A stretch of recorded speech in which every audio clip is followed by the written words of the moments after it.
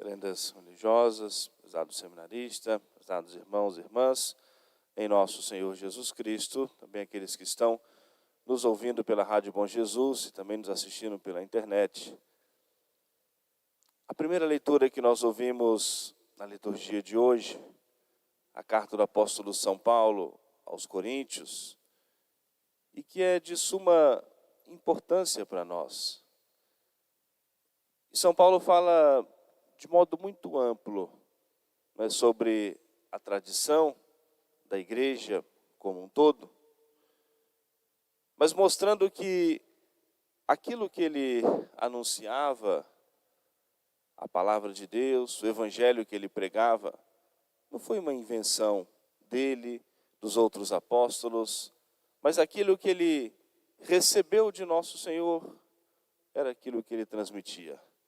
Eu estou pregando, diz o apóstolo, aquilo que eu recebi. E ele começa a falar da paixão, da morte, da ressurreição de nosso Senhor, né, do mistério da nossa redenção. E o quanto isso é importante para nós. A fé que hoje é anunciada a nós, o evangelho que hoje é pregado a nós, é esse mesmo que o apóstolo São Paulo recebeu e transmitiu, e que no decorrer de toda a história, a igreja, nós recebemos e temos essa missão de transmitir a palavra de Deus, para conduzir o povo de Deus, a vivência, né, cristã, católica, para transmitir ao povo de Deus o ensinamento de nosso Senhor, para que nós aprendamos a amar a nosso Senhor, para que nós creiamos firmemente em nosso Senhor, para que nós direcionemos a nossa vida de acordo com a palavra de Deus. Eu transmiti aquilo que eu mesmo recebi. E o quanto é importante isso para nós, guardarmos, vivermos e transmitirmos toda essa tradição da palavra de Deus. Hoje, nesse dia da comemoração do Dia dos Pais, o quanto é importante nós lembrarmos isso também.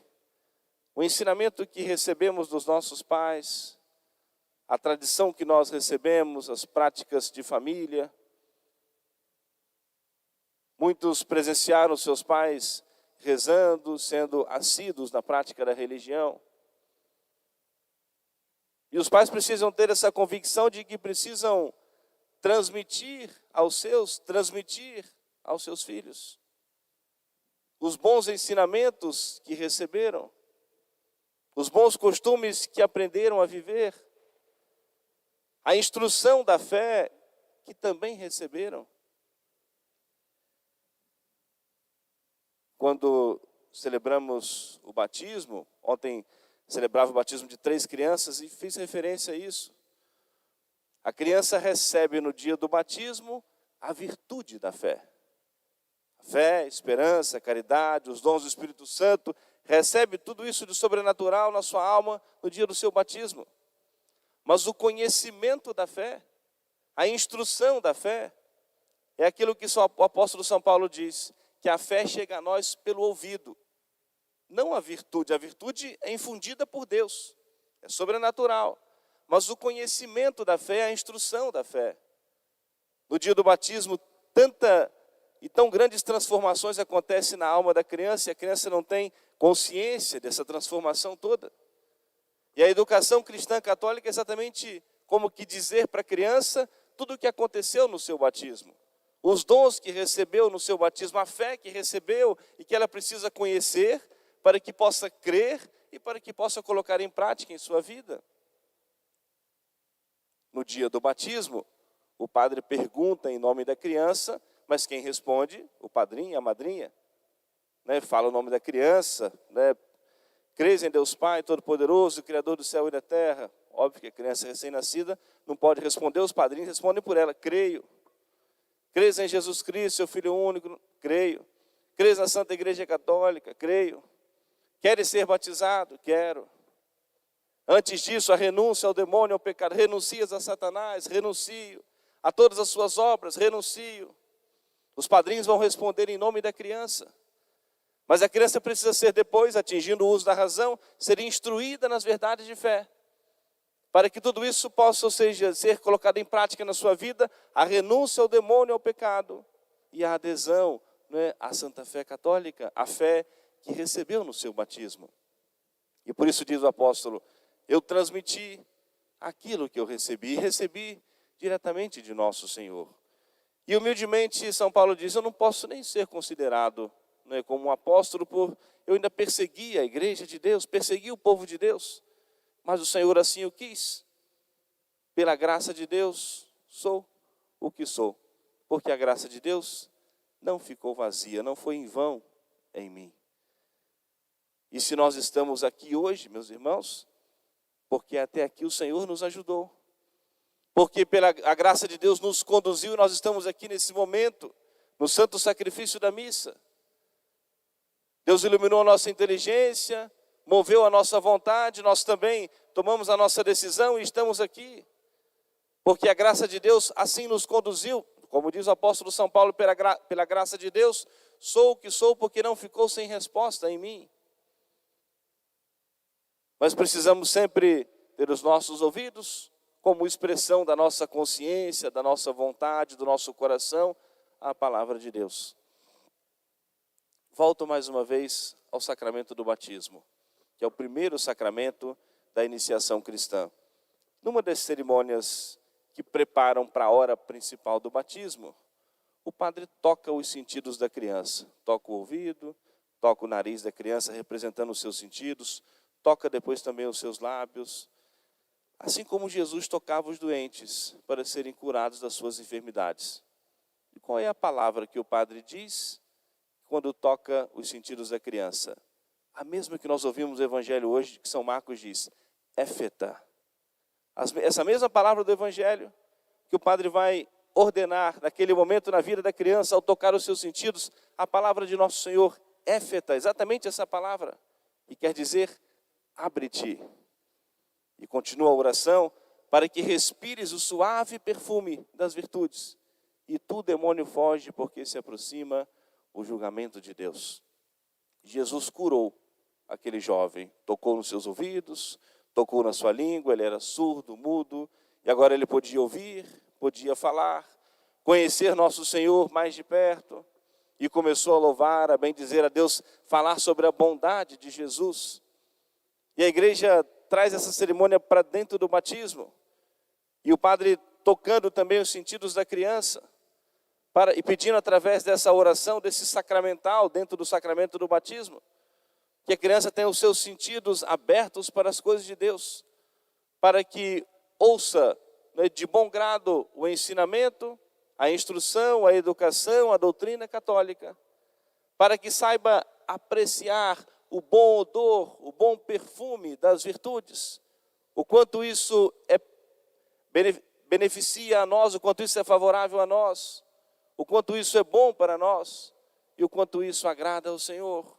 Sabermos apreciar o bom odor das virtudes.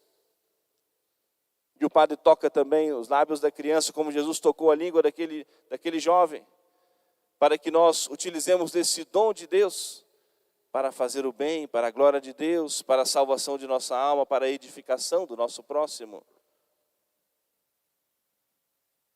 E diante daquele milagre, as pessoas diziam, ele só faz o bem.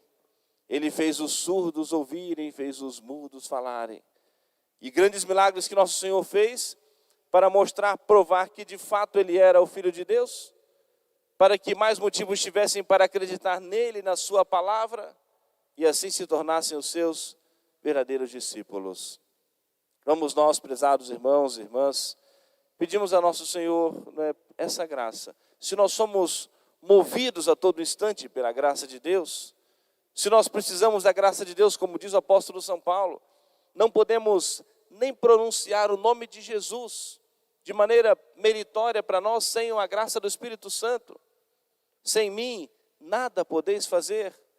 Então precisamos pedir a nosso Senhor que Ele nos dê a graça de nós bem acolhermos a sua palavra, a sua instrução, o seu ensinamento, os bons conselhos que nós recebemos, os bons exemplos que nós presenciamos dos nossos irmãos, O quanto nós aprendemos da vida dos santos, aqueles que rezaram durante todo o novenário para a nossa festa em honra do Senhor bom Jesus crucificado.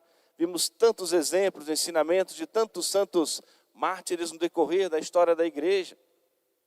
E precisamos, por isso a igreja traz esses ensinamentos para nós podermos contemplar, louvar, bendizer a Deus e nos dispormos, ao menos em parte, a imitar as suas virtudes, a imitar os seus exemplos.